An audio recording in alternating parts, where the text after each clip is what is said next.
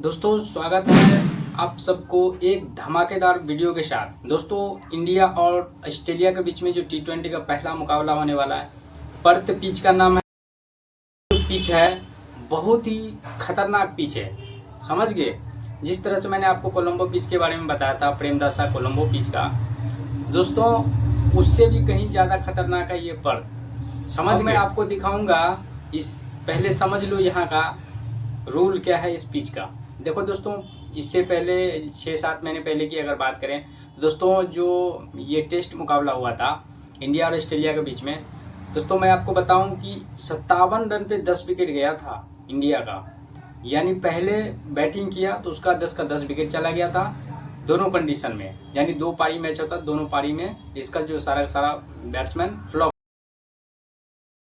अब समझो यहाँ पर आपको समझना ये है कि दोस्तों फुल्ली बॉलर को सपोर्टिव पिच है और यहाँ पर 2 इंडिया का बैट्समैन, ज़्यादा से ज़्यादा देखो क्या है कि ओडीआई मैच है तो एक इंडिया का और एक ऑस्ट्रेलिया का 2 बैट्समैन आपको लेके चलना है 3 से 4 टीम में, समझ गए। और बाकी 2-3 टीम जो बचेगा उसमें आप 2 टीम इंडिया का और 2 टीम ऑस्ट्रेलिया का। दोस्तों मैं आपको गारंटी दे रहा हूँ कि 4 बैट्समैन से ज़्यादा टीम में नहीं आएगा। तो वो भी जो बैट्समैन आएगा ना वो ऑलराउंडर होगा, समझ गए, वही टीम में आएगा। बाकी यहाँ पर कोई बैट्समैन चलता ही नहीं इस पिच पर, सबसे खासियत ये है, ठीक। और दोस्तों याद रखना इस पिच पर पेसर को, जिसके बॉलर में बॉलिंग में पेस है और ख़तरनाक गति है, उसको ज़्यादा से ज़्यादा विकेट मिलता है। 5 विकेट 6 विकेट 7 विकेट तक मिलता है, समझ गए। तो यहाँ पर बॉलर को ज़्यादा फोकस करना। अब देखो हमने क्या किया, यहाँ से 1 2 3 4 5 6 बॉलर से 7 बॉलर तक ड्रीम टीम में आ सकता है इस मैच में, समझ गए। तो हमने 6 से 7 बॉलर लिया, ठीक है ना। अब 6 से 7 बॉलर में से सबसे ज़्यादा जो पॉइंट देगा, मैं आपको बताऊं दोस्तों, MS टैग है ना, इंडिया के बैट्समैन को खा जाता है पूरी तरीके से, समझ गए। तो इसको हमने कैप्टन बनाया और अर्शदीप को VC बनाया। आप चाहे तो इसी में से सभी को रोटेट करके आपको CBC बनाना है बॉलिंग सेक्शन से, समझ गए।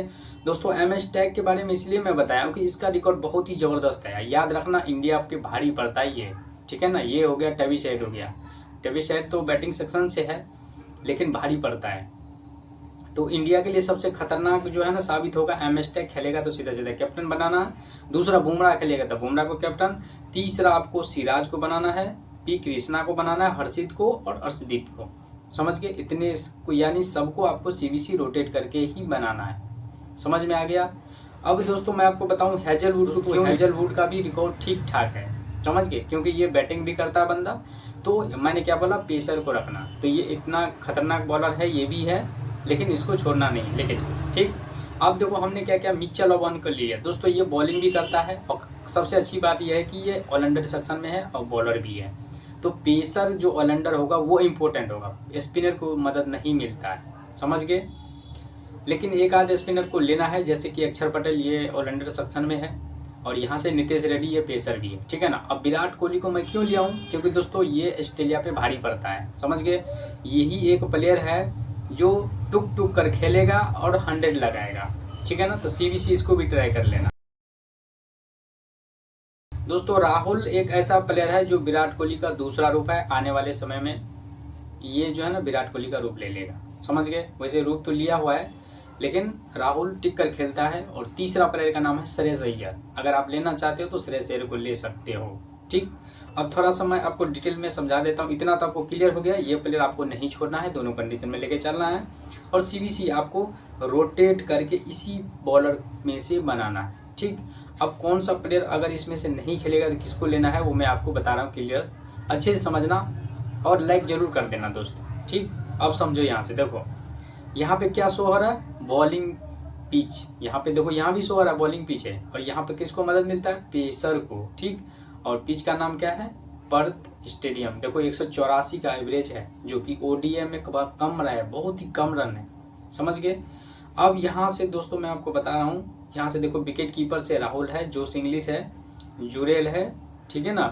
तो जोश इंग्लिश को या राहुल को, ठीक है ना, इन दोनों में से आपको रखना है। तो दोनों विकेट कीपर को रख सकते हो, कोई दिक्कत नहीं। लेकिन फिलहाल मैं राहुल को लिया हूँ क्योंकि राहुल टिक कर खेलता है, ठीक। अब बैट्समैन सेक्शन से देखो रोहित शर्मा है, ट्रेविस हेड है, ये सब का सिलेक्शन काफ़ी ज़्यादा जा रहा है और एम मार्स है। तो दोस्तों मार्स, श्रेयस अय्यर, अगर आप बैटिंग सेक्शन से लेना चाहते हो तो मैं आपको बता दूं, एम मार्स हो गया, श्रेयस अय्यर हो गया और दूसरा कौन हो गया, ट्रेविस हेड हो गया और यहाँ से रोहित शर्मा हो गया।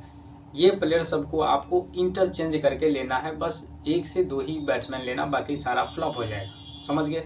खास करके याद रखना जिस प्लेयर का, जैसे ट्रेविस हेड का 82 जा रहा है, अगर 85 हो गया, 90 हो गया, तो ये प्लेयर फ्लॉप हो जाएगा। तो ऐसे प्लेयर का आपको ड्रॉप मारना है, ठीक है ना। चाहे हेड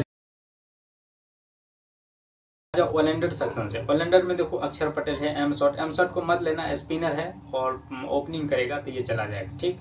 अब दूसरा वाशिंगटन सुंदर है, तो ये सब स्पिनर, इसको मत लेना। अब बॉलिंग सेक्शन से देखो सिराज, यहाँ से कुलदीप, एनालिस्ट दोस्तों खेलेगा तो इसको रख लेना, ठीक है ना।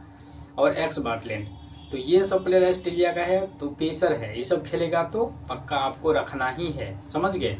लेकिन मैं आपको फिर से बता रहा हूँ दोस्तों, बॉलर को सपोर्टिव पिच है इस पर, और यहाँ मैंने आपको दिखाया, इसका स्क्रीनशॉट ले लो। और सीबीसी रोटेट करना है और यहाँ से आपको बैट्समैन रोटेट करना है, ठीक है ना। वैसे मैं आपको टीम दे दूँगा।